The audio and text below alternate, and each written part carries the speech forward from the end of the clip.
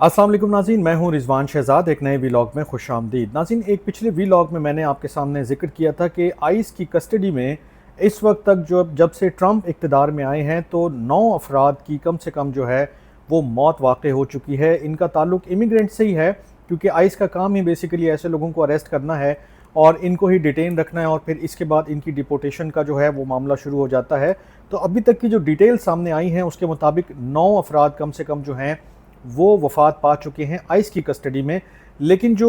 इससे भी ज़्यादा जो एक इंटरेस्टिंग चीज़ है कि इसमें एक तो मेरे सामने जो डिटेल्स आई हैं उसमें एक इंडियन जो शख्स है उनकी मौत का वाक़या भी सामने आया है कि उनकी भी वफ़ात हुई है आइस की कस्टडी में, और दूसरा एक शख्स की ख़ुदकुशी का वाक़या भी रिपोर्ट हुआ है। अभी तक जो आइस ने ऑफिशियली जो चीज़ों को एडमिट किया है, जो जिनके नाम वगैरह शेयर किए हैं या जिनकी डिटेल्स बताई हैं, वो सिर्फ़ और सिर्फ 7 लोग हैं, जिनमें एक इंडियन शख्स भी जो है वो शामिल है। और जो बाकी 2 लोग हैं अभी उनकी डिटेल्स उन्होंने पब्लिक नहीं की हैं, ना उनके बारे में बताया गया है कि उनका ताल्लुक़ किस मुल्क से है और उनकी जो मौत की वजह है वो क्या बनी है। अब ये जो सारी तफसीलात सामने आई हैं ये काफ़ी जो है वो हिला देने वाली हैं, क्योंकि आप अमेरिका या कोई भी शख्स जो अमेरिका की तरफ जा रहा होता है या किसी भी तरह से वो दाखिल होता है, उसका पर्पस तो यही होता है कि वो अपनी लाइफ जो है वो सीधी कर रहा होगा और अपने फैमिली के लिए कुछ ना कुछ कर रहा होगा। लेकिन अल्टीमेटली अगर वो अरेस्ट हो जाए और फिर अरेस्ट होने के बाद उसकी मौत वाक़ई हो जाए तो ये किसी बहुत बड़े धचके से कम नहीं है। लेकिन आज का जो ये व्लॉग है इसमें हम एक तो ये जो ख़ुदकुशी वाला केस है उसको मैं डिस्कस करूँगा आपके साथ कि ये कौन साहब है, इनका कहाँ से ताल्लुक़ है, और दूसरा जो इम्पोर्टेंट है कि ये जो इंडियन शख्स है ये कौन था, इसकी मौत कैसे वाक़ई हुई, और फिर ये जो ओवरऑल 7-8 नाम हमारे सामने आए हैं अब तक वो कौन है और उनका किस मुल्क से ताल्लुक़ है। तो जो पब्लिकली डिस्क्लोज़ इन्फॉर्मेशन है वो 7 लोगों की है। कल मैंने आपसे ज़िक्र किया था जो एक्टिंग इस वक्त जो डायरेक्टर हैं आइस के, उन्होंने एक कमेटी के सामने जो होमलैंड सिक्योरिटी अफेयर्स के मुतालिक थी कांग्रेस के अंदर इस बात का एतराफ़ किया था कि 7 बल्कि 9 अफराद का उन्होंने एतराफ़ किया था कि जो नंबर ऑफ़ पीपल जो हमारी कस्टडी में जिनकी मौत वाक़ई हुई है वो 9 तक पहुँच गया है। और उसके ऊपर उनको जो है वो मुख्तलिफ डायरेक्टिव्स भी पास हुए थे और उसके अंदर एक इंपॉर्टेंट चीज़ ये थी कि आप इस इंफॉर्मेशन को अपडेट करें,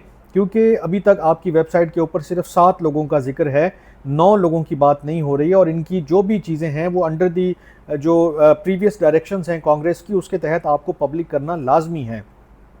तो ये जो 7 इंडिविजुअल्स हैं बेसिकली इनका भी जिक्र करता हूँ मैं आपके सामने। एक जो साहब हैं ब्रायन रायो गार्जोन, ये कोलंबिया से इनका ताल्लुक़ है और 8 अप्रैल को इनकी मौत वाक़ई हुई है आइस की कस्टडी के अंदर। दूसरे जो साहब हैं इनका नाम है मैक्सिम चर्नयाक, ये यूक्रेन से इनका ताल्लुक़ है, फरवरी 20 2025 को इनकी डेथ हुई है। और सिराविट गैजनहैन डेजने, ये इथोपिया से ताल्लुक़ रखते हैं और 29 जनवरी को इनकी वफ़ात हुई है। फिर जेनरी रुइज गुलिन, ये वेनेजुएला से ताल्लुक़ रखते हैं और 23 जनवरी को जो है इनकी वफ़ात हुई है। रमेश एमीचंद जो है वो गयाना से ताल्लुक़ रखते हैं और इनको 16 दिसंबर को इनकी वफ़ात जो है वो डेट लिखी गई है। इसमें फिर जो इंडियन साहब हैं उनका नाम है पंकज करण सिंह कटारिया और इनका ताल्लुक़ इंडिया से, और ये नवंबर 1 2024 को जो है आइस की कस्टडी में इनकी जान गई है।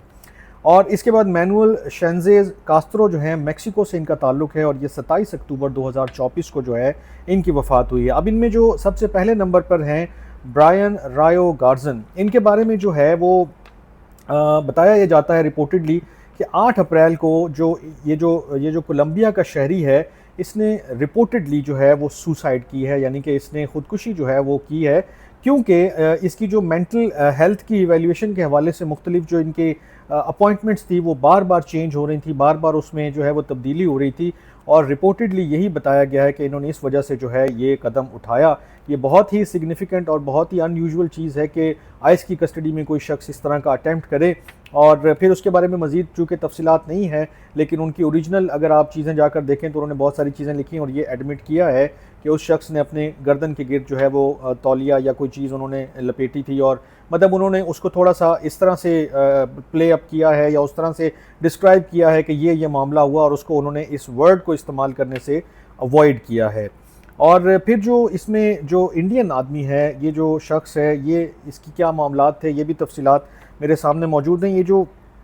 पंकज करण सिंह कटारिया हैं, 60 साल इनकी उम्र जो है वो आइस ने बताई है और इंडियन नेशनल हैं, और इनको काफ़ी सारी बीमारियां जैसे शुगर, ब्लड प्रेशर और ये सारी चीज़ें पहले से थी, फिर इनका रूटीन चेकअप होता रहा, सारी चीज़ें हुई हैं, लेकिन फिर इनका हर्निए का भी जो है वो मामला चलना शुरू हो गया, इनको ट्रीटमेंट मिलना शुरू हो गया, फिर इनके और भी मामला जो है मेडिकल काफ़ी कॉम्प्लिकेशंस थी, और फिर इनको इसी दौरान जो है 18 अक्टूबर को 2024 को कार्डियक अरेस्ट की जो है वो इनके साथ मामला हुआ, और फिर उसके बाद ये हॉस्पिटलाइज हुए, क्रिटिकल कंडीशन रही, और फिर इनको नमूनिया हो गया। उसके बाद इनकी और चीज़ें जो हैं वो ख़राब होती रहीं, काफ़ी सारे ऑर्गन्स जो हैं वो ख़राबी की तरफ चलते गए, और फिर इनको लाइफ सपोर्ट के ऊपर जो है वो डाला गया। और लाइफ सपोर्ट के बाद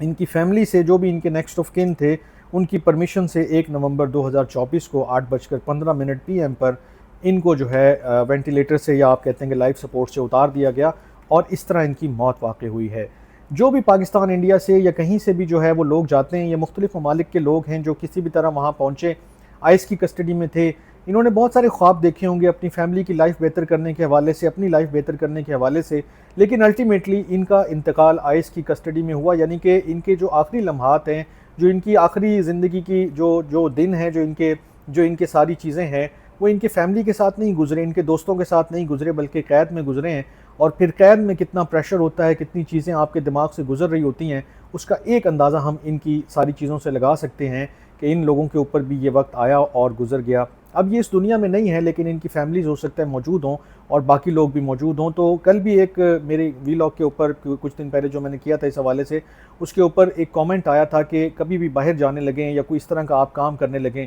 तो 100 बार सोचें, लीगल रास्ता अपनाएं, कोशिश करें कि हर चीज़ आपकी डॉक्यूमेंटेड हो, लीगल हो, ताकि कल को आपको किसी और तरह की परेशानी का सामना ना करना पड़े। मैं इस तरह की और भी चीज़ें अगर सामने आएंगी तो आपके साथ शेयर करता रहूँगा। आज के वीलॉग से इतना ही। अपना बहुत ख्याल रखिएगा। अल्लाह ने के बाद।